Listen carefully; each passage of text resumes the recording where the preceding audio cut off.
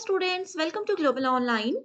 अगर आप भी कंप्यूटर साइंस सब्जेक्ट से यूजीसी नेट एग्जाम की तैयारी कर रहे हो तो आपको ये जानकारी होना बहुत ज़रूरी है कि कितने साल के पीवाईक्यूज प्रैक्टिस करने से आपका जेआरएफ या फिर नेट इजीली क्वालिफाई हो सकता है।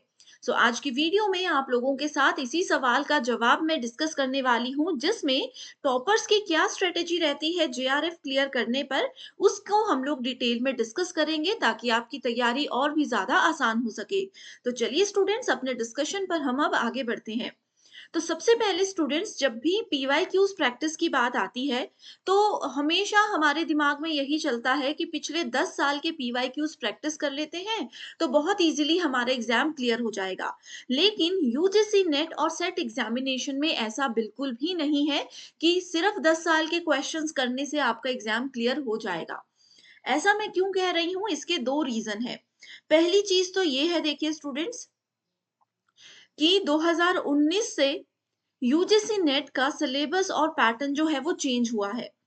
तो एक चीज ये रहती है कि 2019 के बाद के जितने भी हमारे नेट के पीवाईक्यूज हैं वो तो आपको प्रैक्टिस करने ही हैं, क्योंकि इनमें से अगर हम आपको बताएं तो 100 में से एटलीस्ट 10 से 12 क्वेश्चंस जो हैं वो 2019 से लेकर के 2026 तक के पेपर्स में से आपको देखने को मिलेंगे।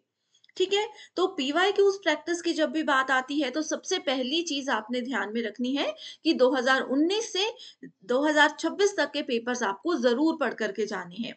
दूसरी चीज क्या रहती है वो भी आपको बताती हूँ। इसमें से देखिए स्टूडेंट्स, ये टोटल 10 यूनिट्स है पेपर टू कंप्यूटर साइंस की। इन 10 यूनिट्स में से कुछ ऐसे यूनिट्स हैं, कुछ ऐसे सेक्शंस हैं जिनमें आपको थ्योरी कॉन्सेप्ट्स पढ़ने की बिल्कुल ज़रूरत नहीं है। आप सिर्फ पीवाईक्यूज प्रैक्टिस कर लेते हो तो भी आपके लिए सफिशिएंट होता है। बस यहाँ पर ध्यान आपको ये रखना है कि पीवाईक्यूज आप इतनी ज़्यादा डिटेल में पढ़ें कि वहीं से आपके सारे कॉन्सेप्ट्स क्लियर हो रहे हों। क्योंकि वही सवाल घुमा फिरा कर या एज इट इज एग्जाम में आते हैं। तो उन यूनिट्स में सबसे पहली यूनिट आ जाती है हमारी programming languages and computer graphics. बहुत सी चीजें हैं जो कि इस यूनिट में से एज इट इज पूछी जाती है।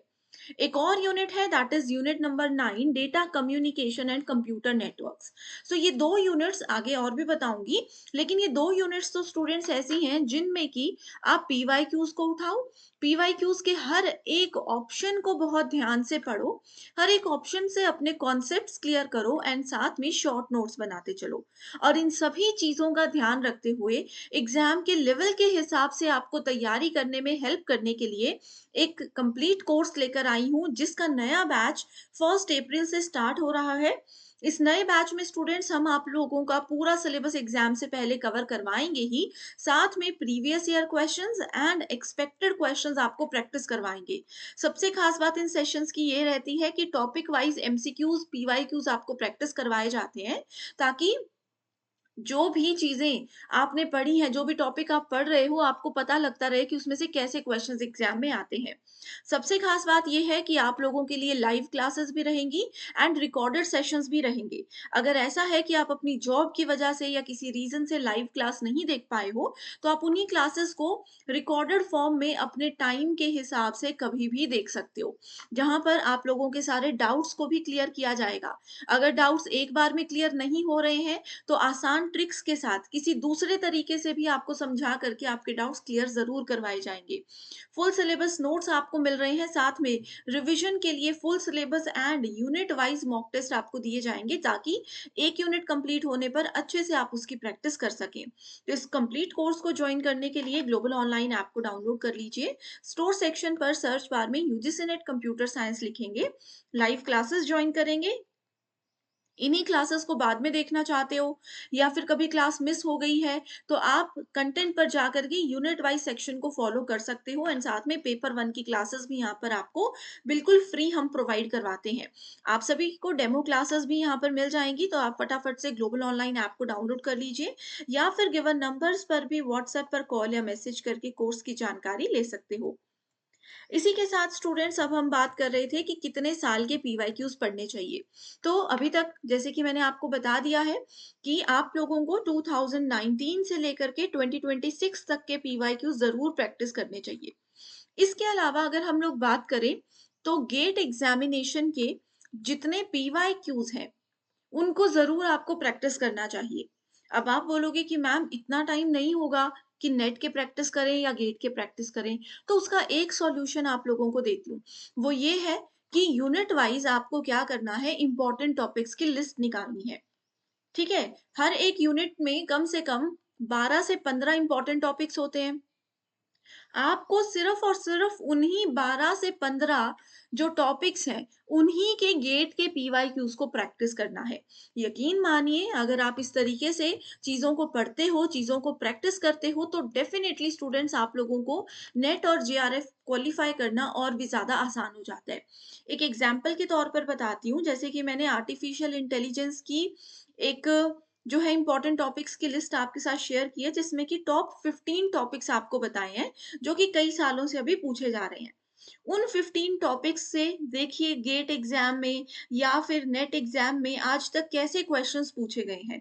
आप सिर्फ़ अगर उन 15 टॉपिक्स के पीवाईक्यूज़ पे प्रैक्टिस कर लेते हो, तो आप लोगों के वहाँ से सारे कॉन्सेप्ट्स भी क्लियर हो जाएँगे एंड साथ में आप बहुत अच्छा स्कोर कर पाओगे।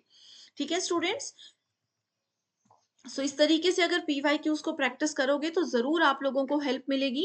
एंड एक बात और आपने ध्यान रखनी है, जैसे कि मैंने आपको बोला है कि पीवाईक्यूज़ इस तरीके से पढ़ें कि उससे आपके सारे कॉन्सेप्ट्स क्लियर हो जाएँगे। तो इसका आपको एक ये भी फ़ायदा हो जाएगा कि जब आप 2-3 साल के पीवाईक्यूज़ के कॉन्सेप्ट्स क्लियर कर रहे हो, उसके बाद जब बाकी के पीवाईक्यूज़ प्रैक्टिस करोगे ना, तो आपको खुद पता चलेगा कि कितनी आसानी से आप आंसर्स निकाल पा रहे हो। कितनी आसानी से आप समझ पा रहे हो कि क्या आपके पेपर में पूछा जा रहा है।